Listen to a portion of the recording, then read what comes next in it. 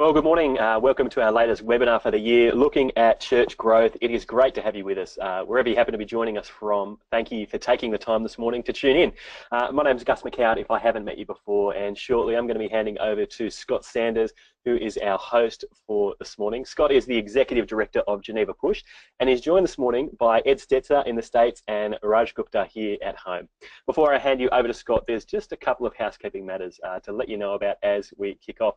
First thing to let you know is that this morning's webinar is interactive, and that means it's giving you the chance to be able to ask your questions to the panel. We want you to be able to get the most out of this morning. So you can use that panel on the right-hand side. There's an example of it on the screen for you. And you can use that panel to send through your questions, and those will be passed through to our panel to be able to address throughout the morning. The second thing we want to be able to do this morning is to thank our sponsors of the planner sessions, which is EA Insurance. We're really thankful for EA's partnership with us in pulling off these webinars. And so if you've got any insurance needs for your church, or just make sure you jump on to the EA Insurance website just after the webinar has finished. That's it from me this morning. Make sure you use that chat panel. And once again, thanks again for joining us. We really do hope you enjoy the session, Thinking Through Church Growth. I'm going to bring Scott online now, and he's going to introduce you to our panelists a little bit further and introduce you to our topic. Again, don't forget, that panel on the right-hand side will be the place where you can ask all of your questions. Good morning to you, Scott. G'day, Gus. Thanks for that introduction. Well, welcome to our final planner sessions for 2018, and our final planner sessions forever. Gus is going to talk about a new event initiative that we've got coming up. But today, I want to talk about I'm excited to have two doctors. We've got Dr. Raj Gupta with us, and also Dr. Ed Stetzer with us as well, joining us from Chicago. The topic that we're going to talk about today is breaking growth barriers. What do we mean by that? Well, we're looking at how churches grow. Unfortunately, they don't grow in a straight line. They grow in steps. So you'll see in the diagram there, not a straight sort of exponential or linear growth line, but growth in steps. And what you see there is you see that church growth doesn't take place in a smooth line or curve, but it takes place with ceilings and floors. Now the floors offer support, while the ceilings offer resistance. Leading a church at these different floors and steps requires different skills, and requires you to give attention to different size dynamics and a whole bunch of factors. And that's what we're going to be talking about today. So today we're going to be focusing on the growth barriers under 200. And it's great to have Raj with us, who has done a bunch of research on Sydney Anglican churches, looking at how to break through the 200 barrier. And it's also great to have the very experienced Dr. Ed Stetzer as well, who's going to be sharing some of the many insights that he has over many years of research. Before I bring Ed on, though, I just want to talk about some helpful resources. There's a few good books that are out there at the current time. Carl George's book and Warren Bird's book has just been updated recently. Gary McIntosh has got an older book on taking a church to the next level. It's got some very helpful questions. And then there's that great article from Keller on leadership and church size dynamics, which you can also grab as well. And then finally, I just want to talk about a course that Ed has done more recently, an excellent course called Breaking the 200 Barrier, 14 online sessions that Ed has put together, again, drawing together his experience and his research. And Ed'll talk about some opportunities for some discounts a bit later on. But let me bring on Ed now. Ed, it's good to have you coming in all the way from Chicago. It's been a while. It is indeed been a while, and it's good to hear your voice, and there's that smirk that I have learned to appreciate so much on not just you, but on people throughout the great island of Australia, as one famous American, who was that? Was that Johnny Depp who said that? Called Australia an island? Yeah, that was... I think it might have been after he got his dogs deported. Yeah, sorry, but I want to apologize. I want to apologize just again and again for things that Americans do. I apologize, and so I'm sorry, but anyway, it's good to connect with you, and I appreciate Scott having us on, and Gus, and soon you'll hear from Raj. So we're very excited, but no, good to be here. Now, Ed, last time we spoke to you, you were still working at Lifeway Research. You're now in Chicago at Wheaton College, and you're the executive director of the Billy Graham Center, but you're also the Billy Graham Distinguished Chair of Church Mission and Evangelism at Wheaton College. Can you tell us about your current role, and what does that involve? It sounds very impressive. There's a distinguished chair, they say, and I've looked and I've not seen the chair is distinguished, not the chair holder, but I've not actually seen a distinguished chair anywhere. As a matter of fact, the chair I'm sitting in is kind of, I don't know, it's not such great shape, but it's so I hold the chair, which is basically intended to help train pastors, leaders, Christians, and to share the good news of the gospel, to be more effective in leadership and more. The Billy Graham Center is where I'm, actually coming to you live right now, and we have we have the Rural Matters Institute, we have the Send Institute, which is now the first ever think tank dedicated to church planting leadership. We have the Institute for Prison Ministries. We have the Billy Graham Center Institute, which is our research arm. So we have all kinds of different resources here. And then, of course, I have an academic program as well, and it's been really good to see the Lord's really blessed us. We've about more than doubled our program the first year I've had the privilege of serving here. And we've got a great team, great staff. We're adding a new person. So if you are out there right now, have a PhD in and around this field, we'd love to, maybe Raj, I could take Raj in a second. Would people be mad at me if I took Raj from the Sydney Anglicans? I think he has a DMin. So he has a DMin. He's a doctor as well. So basically, you're doing not only research, you're also leading a number of new, I guess, platform organisations that are hopefully seeking to influence evangelism in America. Now, we in Australia, we hear lots about New York. We hear lots about LA. So New York, because that's where the end of the world happens pretty much every couple of years. LA, because that's where all the celebrities are. Chicago, though, is quite an influential city in terms of the church scene in America. What can you tell us, really briefly about Chicago, other than it being, the scene of a lot of violence? Wow. Well, there is a lot of violence, and that's important. It's localized, but it doesn't mean that it's still not important. 600 homicides actually this year so far, and we're not even near the end of the year. So heartbreaking. Yeah. Certainly parts of Chicago, or there's violence and crime. I'm the interim pastor of a church, interim teaching pastor of a church that is in an area that we reach out to all across all of Chicago, and all kinds of folks come, but it's quite a nice part of Chicago, and there's a mix. Chicago has a long, has been in the past. It was much more of a key city, and I mean, it's still a key city, but in the past it was even more of a key city in the American milieu. And so people would know people like D.L. Moody, the Moody Bible Institute's here, Trinity Evangelical Community School, which I think Raj is either a graduate of, or it's where we hung out last. And you've got lots, Wheaton College Graduate School, lots of others as well. So it is for evangelicals a key gathering place. It's often seen as the second city, New York being the first city, though that's not actually where the language came from. And LA is just a whole different beast in and of itself. But we love it, and it's been good to be here, and it's been good for the family. And so it's great. It's great fun. Now, can you tell us a little bit about the state of church planting, church growth? What are the trends that you're currently seeing as you tour the country? Well, I think you're moving different directions really all across the English-speaking Western world. So people say is there a trend, which is not what you asked, you used the plural, but sometimes people ask me, is there a trend? There's not a trend. You asked it correctly, there are trends. So what you have is, in some cases, I just have some data right here that I can't share with you because I'm going to release it soon, but who are the most influential people on the paradigms of the way people do church? And it's some people, some names you would know, and you're like, okay, well, that makes sense. They're still influential. And so a lot of people are still planting churches the way Bob Logan created an audio toolkit 20 years ago. And I would say most people are probably planting churches that way in the English-speaking Western world. The numbers may be smaller. When I planted church in the mid-'90s, we had 250 plus people show up at a first service.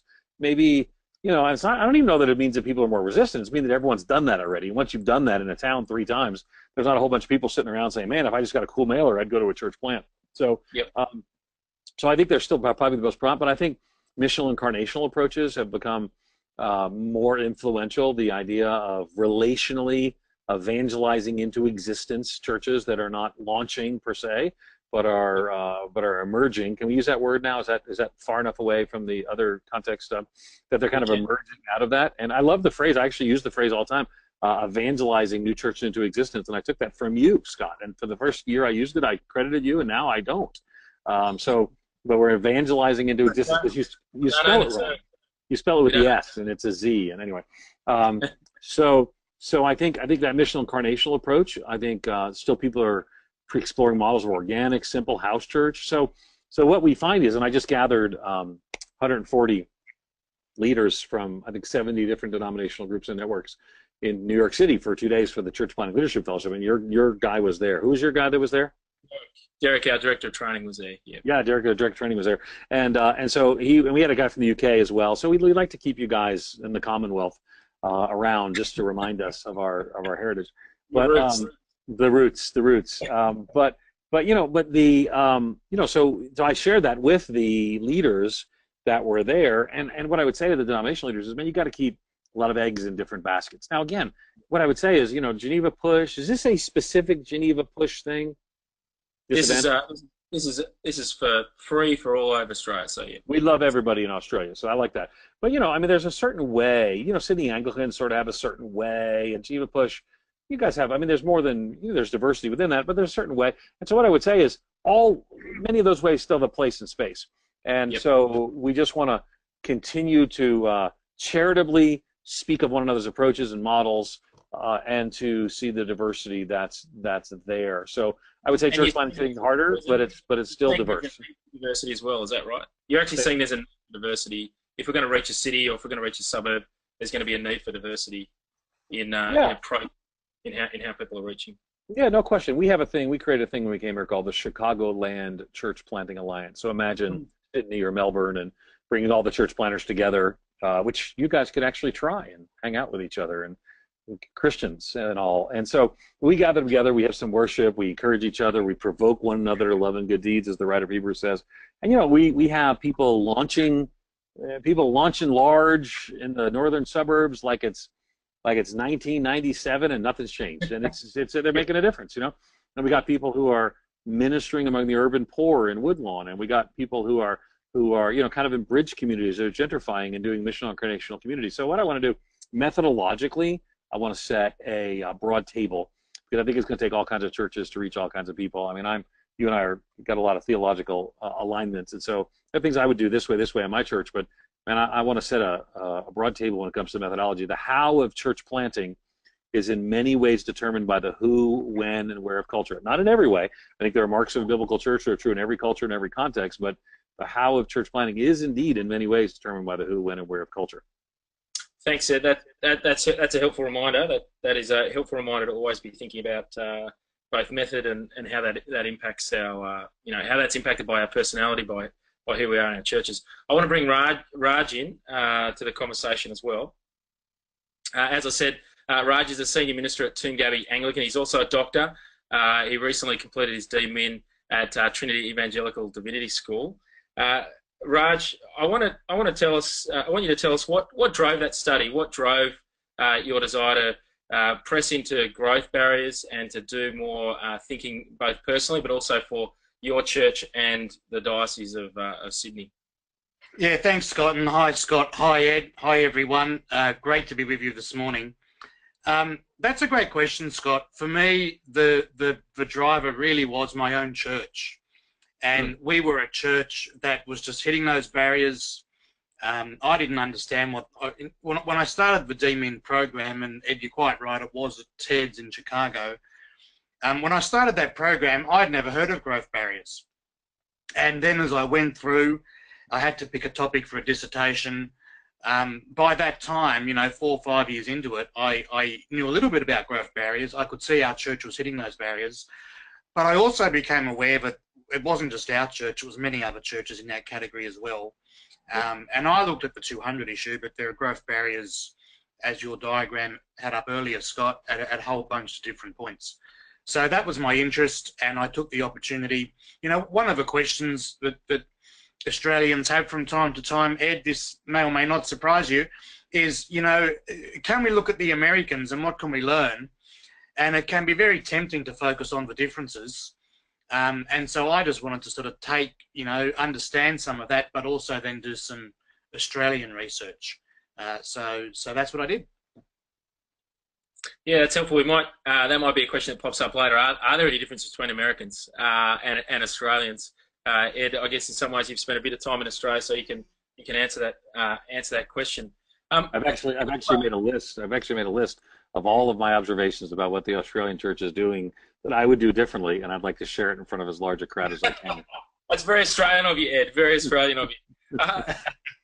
Raj, what I found helpful with your research was the way that you I guess, drove into the prevailing literature and understood it more. You had this table recently, you shared this table recently, which Gus is going to put up on the slide. Obviously, you can see there's a number of books that have been written over time. Some have been updated. Tell us, what does all the literature say about breaking 200 and breaking growth? Well, look, it's summarised in that table, Scott. I think, I started reading the literature, and after I'd read a couple of books in the zone, I was desperate to read something that argued differently. And so I found a book that was called The Myth of Breaking the 200 Barrier. And that really got my interest. It wasn't available electronically, so I had to order it. It took a few weeks to come. And then I started reading the book, and a couple of hours into it, I really just felt ripped off because I realized the title was false. It was called The Myth of Breaking the 200 Barrier. I thought it was going to argue that there was no 200 barrier and all of this kind of thing. But as I read the book, it said exactly the same as every other book, and then outlined the strategy. So that is, the thesis of the book was that, yes, 200 is a barrier, and here are the dynamics, and here, and it said all of the literature says very similar things. Yep. And look, the central point that I also saw was relationships are really important. I mean, relationships flow out of a gospel. Our fundamental message is that we're reconciled to God, we have relationship with God, and we have relationship with each other. And yet, as a church community grows in size, the way those relationships happen, it has to be different. And I think a lot of the changes you see on the table in front of you are a simple acknowledgement that that's the case. And we might get into that as the next few minutes goes on, but there's the central dynamic. Relationships change by virtue of size of a group, and there are a whole lot of consequential things that must change under God. Yep. So obviously the literature picks up, the importance of staffing, how the lead pastor needs to develop, leading through others. We're going to talk about some of those things as well. And it is interesting how, a number of articles just get pushed around. But as you can see, some of those articles don't necessarily address, all the topics or have all the answers in them as well. Ed, I want to get practical, a bit more practical now. You came out a few years ago and had some helpful things to say about breaking growth barriers. You came up with eight key things that you thought every church needed to address. Just wonder if you can just briefly speak to those eight key things. And then I want that to be the context for a for a discussion into some of those. Yeah, of course. I think they're on your screen now, and so you can take a look and see some of these things. Now again, I think Raj is right on. There seems to be something. Some of it's sociocultural. There are spiritual issues, I think, that undergird it. I'm going to talk about some of those, or leadership issues. But there seems to be something that, and I would actually say that if I go back, is 35, 75, 125, 200 tend to be typical demarcations of barriers, if you will. And again, I don't know that it's magic 35 or 40, but there are differences, and a lot of them have to do, for example, with leadership. Some of them have to do, for example, you can lead a group of 35 and be very good and loving and pastoral and focused and make great a small parish, but it's a different set of skills to lead a group of 125, and it's probably the biggest difference in the set of skills is to lead the group at 200. And so I think that's why I didn't do, I know in the course I do, we go through 35, 75, 125 sequentially, but 200's you use the phrase the Mac Daddy. Is that did you use that phrase? We understand. We don't use that phrase in Australia, but we understand what you're saying. I'm very disappointed. So I'm going to try. It's the Raj, let's you and I try to work the words Mac Daddy in often to this webinar. And so 200 seems to be that challenging one. And I would say again, that there are others when you get to 2000, things that sort, where the shifts are substantial again. But this is why the typical church in Australia, actually in all across the English-speaking Western world, is actually 100 in attendance, is under 100 in attendance. So that's normal. And you might be surprised when I tell you that's normal in the U.S. as well. You might think Australia, sure, but no, it's the same here because they're part of it is you know, you're in a small town, maybe you're in a small community, maybe you're in the outback and you don't have enough population, but for most people it's you don't have enough capacity, leadership capacity and more. So when I was there, I talked some about these things, and I actually developed it into the full-on Breaking the 200 course. Let me share something you see on the screen. One is spiritual barriers must be overcome. And I really do think that it is a spiritual issue and should be addressed in a spiritual way. And so, and remind me, Scott, how long am I supposed to go through these 8 things? We've got about 5 minutes. Yep. So in conclusion, there are 8 things. So real brief, and then I do want to press into a few of them. So I've got time to. That's okay. So, but spiritual barriers are key because I think ultimately we've got to trust God, we've got to believe God, we've got to grow by evangelistic conversion and outreach. We've got to not just simply look at what a lot of people do.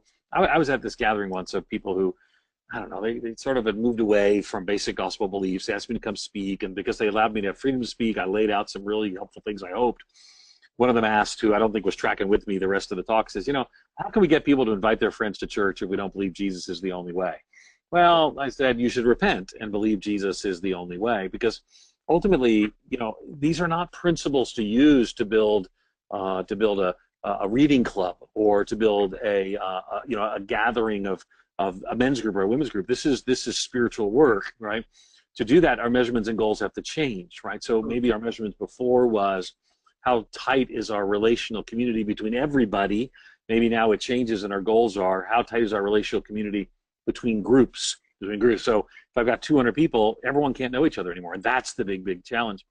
One of the things I've seen is leadership development must be a priority. And I will tell you, and I hope people will receive this graciously and lovingly, is that a lot of people get mad at me because I'm a big advocate for the small church.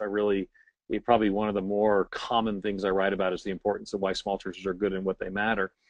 But sometimes people say, what if I'm going to grow my church? Well, the reality is that a lot of people aren't able to grow their church, and there could be a lot of reasons. Maybe God doesn't want it to grow, you know, whatever.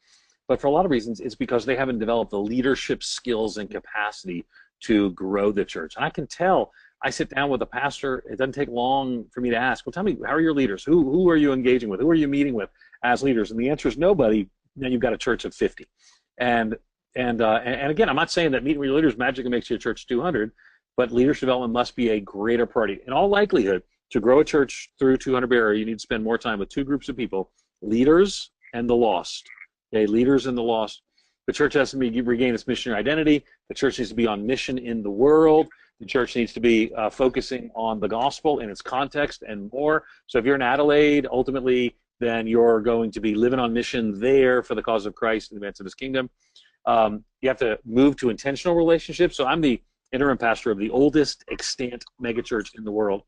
And I got to tell you, when people walk into our building with all of its seats, if we don't have a plan to get them from sitting in rows to sitting in circles, there'll be no relationships. You say, well, Ed, that's a big church. No, my point is, once your church is getting 150, it's a big church. People don't naturally connect with one another anymore. You have to create those intentional relationships, move them to biblical community. I mean, this is where, now again, some of the purists, right, the people say, no, you can't, you know, it's bad, grow church bad. Well, really what they need to do is keep church 50, because then they know each and every person. They can be in good community with them. They can do, but you got to develop a sense of biblical community and then have organizational structures that support that biblical community. Number 7 is that space issue. You know, you create and share space and make it work and find new space to ultimately do that. And so I know many churches trying to break 200 barrier, and it's tricky. Like they want to go to 2 services, but man, if you got 175 people, you go to 2 services, all of a sudden the momentum's gone, and sometimes I got to figure out, well, maybe I should start like a service beforehand with 30 pioneers and try to keep 120 people over there. So you got to use it creatively. And finally, you got to keep holding the vision for the people. Why are we doing this? It's not to break the goal is not to break the 200 barrier. The goal is, and that's, you get up for the church and say, we're going to break 200 barrier. No, but it might be, listen, you know, if we pass 200 in attendance, we could have a vibrant student ministry. If we pass 200 in attendance, then we could have a vibrant small group ministry at a higher level than we are now. We can reach more people than ultimately we are now. So there's kind of 8, and I got lots more, but there's a good start. Yeah, I think what's helpful in that list of 8, Ed, is that you do talk about intentional relationships. You talk about biblical community. You speak about the importance of relationships. And Raj, I know you thought a lot about that in your research. You use the term the locus the locus of relational connectedness. You put the Dunbar's, some of Dunbar's research and theories. Can you tell us a bit more about that? Because I think the relational idea, that size dynamic idea, is very helpful. Yeah, thanks, Scott. And so this really fills out one of the things Ed's talking about. So Robin Dunbar is his name. Sorry, I'm not sure why that. It should be Dunbar is his name. And he just did research. He's not a Christian guy. This is entirely secular research. And he just made the point that it's actually biologically grounded, to do with the size of a human brain. There is a maximum number of relationships people can have. In fact, if someone Googled Robin Dunbar's number at the moment, you'll see all of his stuff come up in relation to the number of Facebook friends people have. Even though on paper one might have, 1,000 friends or 2,000 friends, his point is they're not friends. Now, we all know that. His underlying point is 150 is around about the most number of relationships that people can have that are reciprocated. Yep. And he breaks it down, and you'll see that on the screen. There's 5 people in the close support group. There's 15 friends you turn to for sympathy. 50 people you probably, like at the most, that you regard as close friends. And then 150 have a maximum number of stable relationships. So when Ed talks a moment ago about, and Ed and I haven't had this conversation before, but we arrive at the same point. That is, once a congregation or a church community is pushing up above that number, things have to change if you're gonna kind of grow beyond that. It comes back to Dunbar's number. So I use the term for locus of relational connectedness must change, because in a small church community, you turn up on a Sunday and you can know everyone. You have these reciprocal relationships. But if you're going to push above that, then the locus of relational connectedness needs to shift into those smaller groups. So Ed talks about rows moving to circles, which I think is great. It can't be the church gathering on a Sunday anymore. It has to be some kind of smaller group, a Bible study group, a growth group, a serving group, whatever it might be. And interestingly as well, there's a shift. There's more of a shift that's taking place as we move into hostile, secular culture. That people need to actually see the community and belong to the community before they make the decision to believe. So Ed, again, you talk about the opportunities that people have to develop as a biblical community, and then I guess the outflow of that is for people actually to be joined into that and welcomed into that community. Yeah. So one of the things, let me just say real quickly. So one of the things you have to not miss is that you can't simultaneously grow to over 200 and have biblical community if you don't have an intervening organizational shift. So this is why churches have a barrier. So they'll grow 200, maybe 190, 210, 220, bounce back to 150. Look at Dunbar's, again, relational numbers. Is that why? Because part of it, that's human nature. So you would actually not serve your church well. Here you look at Dunbar's number here, which is now Dunbar, not Bumbar. But if you look at Dunbar's number, what you can find is that that's the normal human interaction. Now that's not true in every culture, by the way, and it's not universally true. But across the English-speaking Western world, very common. But here's the key: it's pastoral malpractice to grow a church to 300 and think that it can relate like a church of 100. And so you've got, and what's the difference is systems organizations, which theologically minded people tend to be suspicious of until Tim Keller writes a book on it and makes it okay. But they tend to be suspicious of systems until somebody like a Raj or a Keller or somebody else says, you know what, man, if we're going to have our biblical values of biblical community, we're going to have an organizational construct that supports that. Yeah, it's interesting. In that discussion, we talked about adding a new congregation. So often adding a new congregation or splitting a congregation in two can be a way to move past 100, 125. Let's split the service in two, then we can go back to 80% full and be a church now of 250. Is there Is there a recognised size that you think we shouldn't get lower than before we look to add another conversation, another congregation? Is there a size that you just think, oh, we don't want to get, too low, because then we actually can't have that relational connectedness or that ability to actually, be a church that's on mission in a local community? What can you tell us? Raj, what do you think? I think I'd be more your research than mine. Ed, you were talking before about, a congregation gets to 175 and you then split it to do the sort of thing Scott's talking about. My own church tried something like that. And exactly what you just described is exactly what happens. That is, it's never an even split. The smaller of a congregation struggled. It was meeting in the same space. People had the same expectations about how it would feel, etc., and it was just different. So it really struggled. We actually undid that a couple of years into it. Now, we tried to do that from a base of around about 130 adults and maybe 50 or 60 kids, and it split into two. So for us, it didn't work. But I am aware of another church, in fact, one of the churches I researched, they had more like 160 adults and probably about 80 kids. And they're a couple of years into it now, but for them doing that same thing, it's gone reasonably well. So I'm reluctant to put a hard number to it, Scott. I mean, Ed might have some other wisdom on this. I just think we need to understand the dynamics that are going on underneath. There's relational dynamics, but there's also, people come to a congregation partly because of not just for relationships, but a whole lot of intangible factors. There's a vibe element, which may not be a biblical thing necessarily, but it's a reality in our current Western age. And so to balance all of those things within splitting congregations and taking some around, and so it's a very challenging thing. But I would rather try to just unpack the dynamics to get people thinking about it and then apply it in their respective contexts.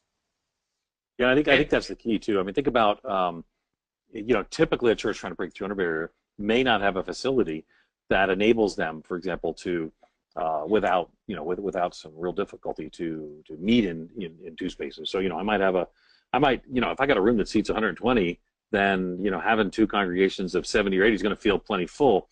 But the difficulty is that if I have a large building and therefore we have a couple hundred people. So what I would generally say in a North American context is that I encourage people to really try to squeeze for as long as they can, so that let's in our head, let's use some numbers, right? So we're at 150, not yet, okay? But let's say the room seats 200, and we get to 200, but not yet, because we'll have kids out and stuff like that. So what I would say is I want to get to maybe 220, 230 if I can. I recognize that seems huge in many contexts, but the reason is that when I start the new service, I want to do that. I want to first I want to start second service probably around spring or fall, probably around Easter or when people start coming back to church, and so why? So say I've got these two services, I'm pushing up and get 220, and we're all squeezed in. We've got some people standing in the back, every seat used. Then I say, listen, for Easter, we're going to launch or start a second service, and we're going to do it for 6 or 8 weeks. And then I would do that, and then we do that, and so we everyone brings their friends. It's a big day. We do outreach, whatever we might do, and then maybe I've got two congregations. By the way, Scott, use the term congregations. We don't use it as much like that. We call them services, but the idea is the same thing. So I've got two services, two congregations for spring, for March, April, and into May. But I know things are going to drop off into summer for us, and so here in the States. And so then I go back to one service, but then I come back strong in the season when people come back to church. So I sort of time that strategically so that I can try to not have, now again, we're not talking, I recognize people are watching right now, they got 50 people like, what are you talking about 200? Well, this is a break in the 200 barrier conversation. So if I can have two congregations or services with 100 people in them, that feels way better. And Raj, I could be wrong, but my guess is you were under 100 in one of your congregations, and that we just couldn't get the momentum to keep that. Yeah, and it happens all the time. Now, the other way to do that is to take 30 people and say, listen, this is going to be a service for those of you who are working in the late service, or we're going to do a 9 o'clock, 11 o'clock service. For those of you who are working in the late service, we got a service beforehand. It's going to be a simple acoustic guitar. I'm going to teach the Bible, and then we reduce the expectations. We actually do Q&A. We make it super special until it grows, and then it becomes a regular service. But it's tricky. It's tricky to lose your momentum. And so, and here's the thing that we found is people will tolerate space problems for about 6 months if they knew that there's a solution coming. I'm sorry, I got it wrong. People will tolerate space problems for, this is what I've said in the past, for 6 months. They'll tolerate for 6 months if they don't know the solution coming. If they knew there's a solution coming, they can sometimes go 9 months or a year and say, listen, we're going to work on this. We got a plan, but not just generic. It's that we're going to do this 9 months from now. People will crowd in, and it's better to do that and then kind of launch from there. So facilities, you use the language of being creative with space. So infrastructure is really important. Recently, Ed, you've been saying that bigger churches are having smaller buildings and more locations. And so one of those ways that people are thinking creatively about space is actually to have church on more locations, or I've seen the context of actually having an overflow room, with a video, projecting in if you can't fit into the main auditorium. Thinking creatively about space is something that's really important. Now it's interesting. So I'll put a pin on that one to get people to think. I'm comment about that, Scott. Yeah. I think particularly the Sydney context, we need to think this matter through very carefully, because I'm aware now of 3 larger churches that cover a fairly significant geographical spread across Sydney that have sought locations outside of their main campus, and they have not been able to find it. And in some cases, it's led to a significant change in their ministry model. So there's a whole bunch of factors, I think, happening in Australia with our, same-sex marriage vote last week, and schools are becoming less available. So it's a really, really challenging thing. And it's not just something in Sydney. I was in Brisbane and talking with a church plant. A church is sending out close to 70 or 80 people. They've only found 2 venues in a geographic area that covers 90,000 people. Right. So they've only been able to find 2 school halls where they can meet with principals that are, the least open to having a church in there. That's 25 local schools have said no. Newcastle is the same problem. So you're right. Thinking creatively about space, getting access to space is something that is getting harder and harder. But I think thinking how you can leverage your existing, congregation, services, church in other locations is a helpful way of solving that problem. Building a bigger barn is the other way. But I think again in Sydney, land prices are just excessive, and car parking, continues to be a massive problem. I think car parks are one of those simple things that actually reduce growth in a church. It's got nothing to do with preaching, the service, just the simple fact people have got to go round and round in circles to find a car park, and the outsider's not going to do that. So again, we do have to think about facilities. I want to keep pushing through because both of you speak about the importance of systems and changing the organisational structure. You talk, Raj, in your research about some key growth engines. You talk about about welcoming and integration, and that being vitally important, to move past the growth barrier. Can you briefly touch on that for me? Look, I think it's a great example, Scott. I mean, although all of these are great examples of something that must change, because the nature of relationships change. So you're a church of 50 people. When someone... Sorry, do you want me to talk through these in order, Scott, or do you want me to pick up on... Gus, pull that off. I'm just going to jump into it because I want the conversation just to flow. So we'll talk about your second point. So, church of 50 people, someone new walks in, everyone knows they're new.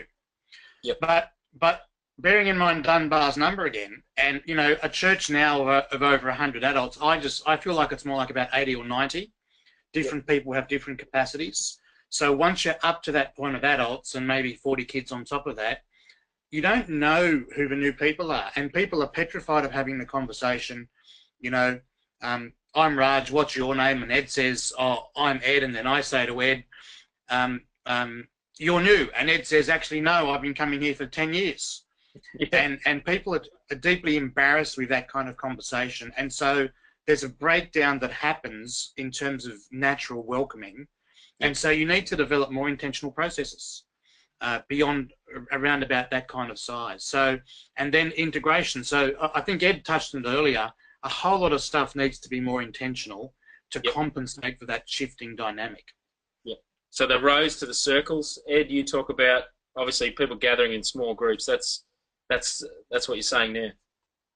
Yeah, I think it's interesting. 10 years ago I would have said that small groups are a biblical necessity, and now that I've found out that maybe that's I've been doing this research project on the rise of entrepreneurial innovation in the 80s and the 90s, and like churches never had small groups, for like 2 millennia. So I'm kind of maybe thinking we should pace ourselves talking about biblical necessity. But here's what I would say is that if churches are going to be over a few hundred people, to have biblical community, small groups are a necessity. So I pretty much said the same thing. I just kind of nuance it a little more. The more professorial I get, the more nuanced I get. So I really do think you can't, there's this line, you can't, Rick Warren always used to say it, right? He said, there's 30 things in the New Testament you can't do if you're not connected to a local church. Bear one another's burdens, carry one another, whatever. But the reality is that's not even true. I mean, there's 30 things you can't do in the New Testament, the one in other passages, unless you're in a small church or a small group. So literally, when you're passing 200, your only way you can do true biblical community is having not just small groups, but having a structure, a system, and a plan that moves people from being in the crowd. That's the crowd right there. Can you see them? And moves them into smaller groups so that they can hold one another accountable and they can actually do the one another's that the Bible says, not like suggests, but commands. Bear one of those burdens. And so I do think the more I do research and study the Bible, even that, because we've sort of, all these churches in the New Testament were small, where they were these house communities, they were in community with one another. I think, and again, I love Neil Cole and Tony and Felicity Dale and Wolfgang Simpson and all the house church people and Simple and Organic Church, but I'm not drawn to that. I'm drawn to it in some ways because of the simplicity and the beauty of it. But missiologically, it's not made the breakthrough in the English-speaking Western world that the three of us and most of our viewers are in. But we've got to ask, well, then how do we do what they naturally do? And the answer is, well, unnaturally. We have to organizationally and systematically. So one of the things in the course that we do, and Raj, I don't know if you saw this when you're doing your dissertation, because I presented it some, but you take 35, 125, and 200, and each of them, 35, 75, 125, 200, each of them has okay, you're 35, you're like one leader, it's probably you. 75, it's you and a couple of volunteers. 125, you need 7 or 8 volunteers and a leader or two come alongside you. When you get to 200, you need leaders of leaders. There you go. So you need leaders of leaders, and we've nuanced that some and made some changes to that in the course. But this is really key, is that if you look, you can sort of see, you're down at 35, you basically need you and a few people to help. And 75 is you and a few more people to help. But 125, it starts to change. 200, it's a whole different ball game where you need a substantial number of leaders who are going to come alongside with you. And this is where most pastors are not ready. Most pastors have never, and they've actually found devalued. They've been around people who devalued leadership development. Oh, don't read those business books. Don't read Drucker. Don't read Drucker. Read the Gospel of John. Don't read Bennis. Read the Epistle. Read the Epistle of Romans. And what I would just say to you is leadership is a culturally conditioned thing. There are certainly examples. The Bible's not your leadership book. The Bible wasn't written to teach you leadership tips. It was written to lay out God's redemptive plan for the world and point to Jesus. But man, you look at Exodus chapter 18, Jethro comes to Moses and teaches him how to delegate, right? I mean, there are very clear things. And so what I would say is you're going to have to learn systems and structures. You have to learn to be a better leader. And I have found that leadership can be taught. Some of it some people have it naturally, like you, Scott. You're an amazing natural leader. But not everyone has that amazing natural leadership and that strong, rugged chin. But, so it takes, but you can learn, and in learning, you can become a better leader, and you can actually break 200 barriers. And it is interesting, the leadership development, I guess, pipeline processes, lots of secular literature, and there's more and more, writing coming from a Christian perspective on this.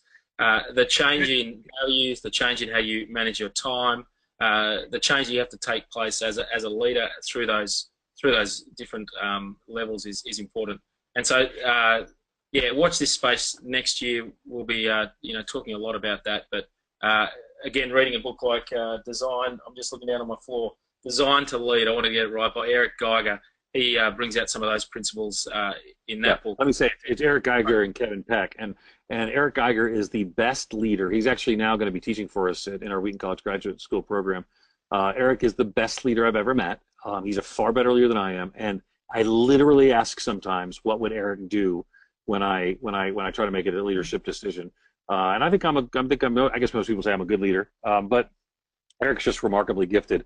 And we actually tied our leadership, breaking the 200 barrier, our new leadership course is tied to Design to Lead. It's really, really good. And it's theologically rich. Kevin Peck is at Austin Stone, so a lot of people swim in our stream. Sydney Anglican types would probably like that and resonate, I think, with the theological depth. It's interesting. Could I just take Ed's point a step even further, Scott? Yeah, go for it. That slide, which was up a moment ago, that talked about, how you need to develop. Yep. It can be really hard for people who have gone into ministry with a motivation to spend lots of time with lots and lots of people. Yep. And so when you then get to a certain size, the irony is that you need to work with fewer people in a different way, yep. and you need to resist some of the temptation of the pull of your time and energy in other spaces. So I could go on, but I just wanted to make that point that it's a very challenging dynamic. Yeah, and I think you talk about moving from a shepherd to rancher, I guess, is what literature often says. But as I say, there's a value change that has to take place, as well as where you put your time and energy. As you say, moving from the many to a few, so that they can actually serve the many. And it's worth. I guess I wanted to press back into one of your comments, Ed, about numbers. And actually, to break barriers, our measurements and our goals must change. From what you guys have both seen, there's a reluctance often to actually look at the numbers and actually see how the trends over time, show there's a regular pattern of us getting to a point and then declining, or there's a regular pattern in my leadership. Maybe you can see your leadership across a number of different churches that you've been a part of. I've been able to get to this point, but I haven't been able to get past that point. Is there a reluctance for churches on a whole and for church leaders to actually ask those questions as to why, and actually not look hard at the numbers and the data? Yeah, I think so. I think there's a sense that as Christians, most pastors I know are endlessly optimistic, and I'm thankful for that. It's a faith issue, right? They've read the end of the book. They know Jesus wins. They're trusting him on the journey. And so I've really, literally, I'll have conversations with people over years. And man, this 6 months is going to turn it around. This next quarter is going to turn it around. And I think ultimately, there's a bit of a, I don't know what the word is, revulsion, but a suspicion of numbers. I literally, when I put up the breaking the 200 barrier, like we do ads, and I apologize to all the people who may have seen our ads, but we have a company called Mission Group, and my team does that. And so you might have seen a Facebook ad, and man, everyone just like, well, why? Why do we care? Let's just give what the Lord gives us gives. And and what I would say, man, first of all, who's not saying that? I'm just saying, if you'd like to grow, there are ways that'll help you to grow. So, I think the thing I don't want people to miss is that there's an anti-organization and an anti-growth mentality, particularly among some theologically minded segments of evangelicalism. the streams in which I swim. And what I would say is I don't think that's helpful. I think a better approach is not to, part of the reason is a bit of a, they've seen it run amok, and I've seen it run amok, right? So I'm old enough to remember when everything was, do this leadership thing, be a CEO, and all that sort of stuff. And I don't know about you. I know Raj. Raj is sitting Anglican. My theological journey, I guess, is out there for all to see. I'm not a pragmatist, but I believe in practical ministry, and I think ultimately this is very practical. And I think Raj's resources have been super helpful here, and others as well.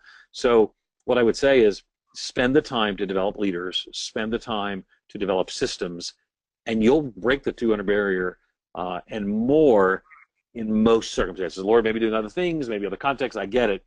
But and everyone seems to have, one of the things I've always found is that everyone has a reason why their church is not growing while other people's are. There's like, well, they're doing something illegitimate. Not that they're doing illegitimate, they're just better prepared and better trained, and they've worked their leadership systems and structure, and they develop their own leadership to a stronger level. Raj, I want to bring you in again, and I want to address one of the questions from our live audience. If you do have questions, start sending them through to Gus, and we'll put them in front of people. Laurie from Launceston's asked about 3DM Missional Communities as a way to maintain growth. There are obviously loads of different pathways, programs, tools and systems that you can pull off the shelf. 3DM is one of those. You speak though in your research about evangelistic fervour, and that being a key part of this. Can you speak to that? And then generally let's hear what about the the rhythms, the 3DM, the missional communities model. Is that a way that's helpful in getting evangelistic fervour? What have you learned about that? Look, I think I want to say yes to all of the above, Scott. I was introduced to 3DM last year. I met Mike, the guy who's behind it, and I was very impressed. And so again, it's one of those ways to break down the relational side of things in an accountability kind of structure, which I think is great. One of the interesting things I discovered in my research, and I tried to draw this distinction between individual evangelistic fervour and a passion to reach the lost. Mm-hmm. And what I consistently observed is churches that were able to grow, and Ed talked about this in one of his principles, it's a spiritual issue, they had a passion to reach the lost. That's a gospel issue, right? That comes from our own salvation, the Lord Jesus Christ, and wanting to see others come into that salvation too. But that was slightly different to individual evangelistic fervour. And that is, those Sydney Anglican churches that grew beyond that, they did not grow beyond that mark because there were loads of people who were out there doing one-to-one evangelism. They grew because they were now at a size and scale where they could do things together. And so sometimes it's called the difference between, line fishing and net fishing. They did things together. They could now do a new kids program. And for some people, they didn't have the confidence or the competence to engage someone in a conversation, but very happy to stand behind a coffee machine or whatever it might be. Now, don't hear me as saying we shouldn't try to help that person in developing that confidence and competence. We should, and that's where the 3DM and a whole bunch of other things are really helpful. But it's a kind of a both and process. Yep. So there's something about the body starting to take shape and work when it gets larger. That means you can actually reach more people. But at the same time, keep pushing into those training, using those training resources to actually equip each member to take the gospel out. Knowing though that your church is going to have people who much rather sitting behind the coffee machine and not having the awkward conversation, about Jesus. And probably most, but when you're at that size and scale, you're just going to be able to do things and reach people in different ways. And so Macintosh, he talks about just this dynamic of pushing through, of moving from single cell and then to stretch cell and then to multi-cell. And so it means just as you're growing through the process, and you are developing multiple different cells, all of a sudden, under God, you can do those cells can work in different ways at the same time. And so the surface area of people you come into contact with, it expands. So that's the kind of thing that I observed and was really quite interested in. Mm-hmm. Now, Ed, we've got another question coming through. Someone asks, I'm a sole full-time pastor of a congregation of 80. We've been spending time thinking about how to grow to 150 by 2020. I don't know what we're going to do when 2020 passes, but should my focus be on doing what I am doing right now, bigger and better, or do I have to start creating these systems and shifts in order to grow? Yeah, you have to start creating the systems and shifts in order to grow. Once the 125 it's more systemic and it's more leader of leaders. It's not as, I mean, once you get 200, it's sort of the deal. You've got to, that's you know, when I did a DMin before I did my PhD, and my DMin was on, we were running about 125, and we wanted to grow, and so I laid out sort of a plan, and we changed the culture, because when you're running 125, everybody, he's 80 now, but everybody knows him. I mean, everyone knows, probably got cell number, right, the whole 9 yards, and so, but to get to 125, that's got to shift. And so, can you identify 2 or 3 key leaders that can become leaders of leaders, and those people can then become another node of attachment. Think in terms of, you know, you've got sort of like one, you're sort of the node of attachment, right? So right there. But then everyone's sort of attached to you. I bet you didn't think I was going to do this, Scott. Everyone's sort of attached to you, and so, but now you need another one, because what happens is when you have another one, it begins to open up relationships to a whole nother level. And so what you'll find is if you begin to build like this, so this is you, but then you have here and here, getting to 150, this is going to help you get to 150, but then you're going to find, man, we're creating a pattern that's easy to get to 200 as well. So if you start thinking systemically now, you can actually do better later because people become more accustomed. So it's hard, but you got to start introducing those ideas. You're right at the spot where those ideas need to begin to be introduced so that ultimately you can create a new culture. And here's the thing, care more that everyone in your church is cared for than that you care for everyone in your church. Let me say it again.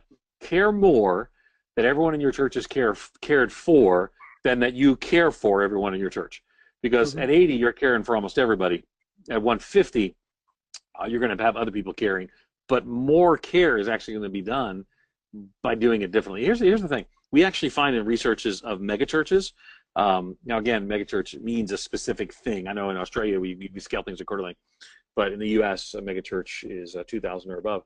What we find in megachurches, people indicate that they are better cared for relationally in healthy megachurches than in healthy smaller churches. Say, how could this be? And are you saying megachurches are better? No, none of the above is what I'm saying. But what I'm saying is, when you get good at making sure people are cared for, and ultimately your systems cause people to be better cared for than if you were doing it as a solo parson pastor, and that's all. Yeah, that's helpful. Again, we'll share some of Raj's research post this, but Raj emphasised the importance of the welcoming integration system, the small group system, your children's ministry and youth ministries. Also, the need you speak of, Raj, of increasing the quality of your services as you as you go towards a growth barrier. Yeah. So I think the easiest way to think about it, once again, it flows out of this changing relational dimension. So the way I explain this is, you think you're a church of 70 people and Aunt Betty is on the music team playing the piano. She really shouldn't be there. She really doesn't have the gifts to be able to do it. But when you're 70 people and everyone knows Aunt Betty, everyone tolerates, and even more than tolerates, they love that she does it. It actually enhances the community at that size stage. But when you're 130, so you push beyond the 80-90 mark, and now no longer everyone knows Aunt Betty, it works against you. And so that means you need to focus more on the quality of what you do, and in that example, have a music team that's suitably gifted and can be more purposeful in what they're doing. So that's the kind of dynamic which a number of people, ministers, talk to me about, just the pain they went through to take the metaphoric Aunt Betty out of a music team. Yeah, so. Excellent. Well, we're almost out of time. I just want to raise a quote before I thank you guys. That came out of your research, Raj.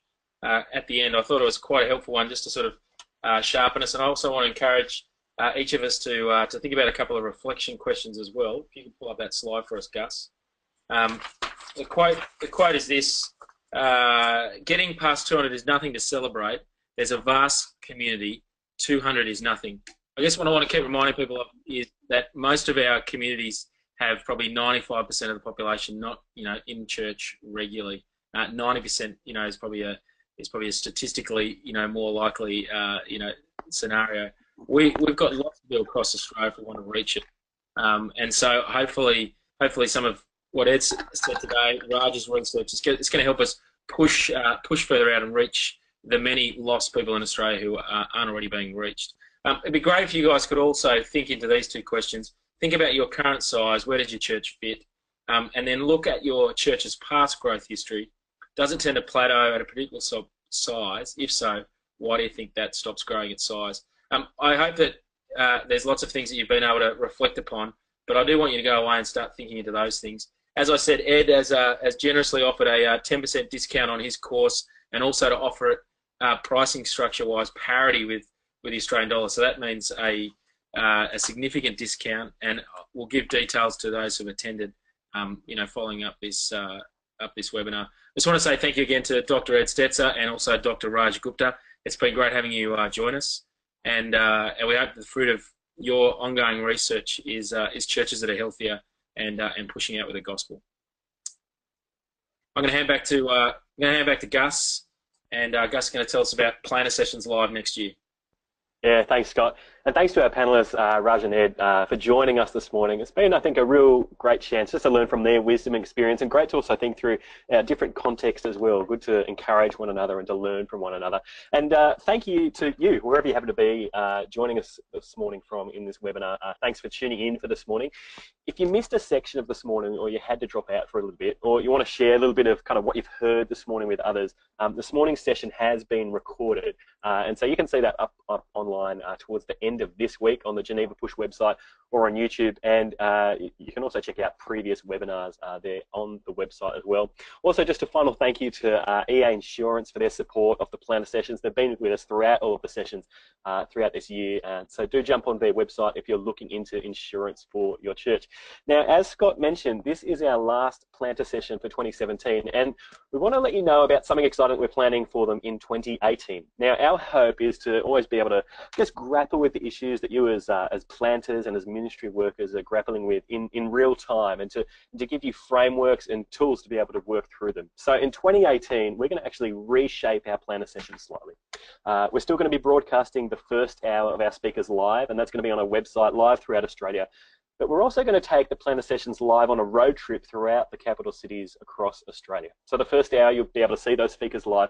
But after the broadcast ends, we'll actually be running a second hour where you and your team from your church or ministry can come and sit with the speakers and in a workshop and actually start to apply the things that you're learning to your ministry and to your context. So we want to be able to reach Australia, and so we're hoping that the 2018 Planter Sessions will actually help you to do that more effectively. So stay tuned for those. There's going to be more information about them next month. That is all from us for today. I want to thank Ed for joining us in the afternoon over in the States, and for Raj for giving up your morning to be able to be with us. Guys, thanks for joining us. The recording will be available in the next couple of days. Take care. Enjoy the rest of your day. Thanks for tuning in.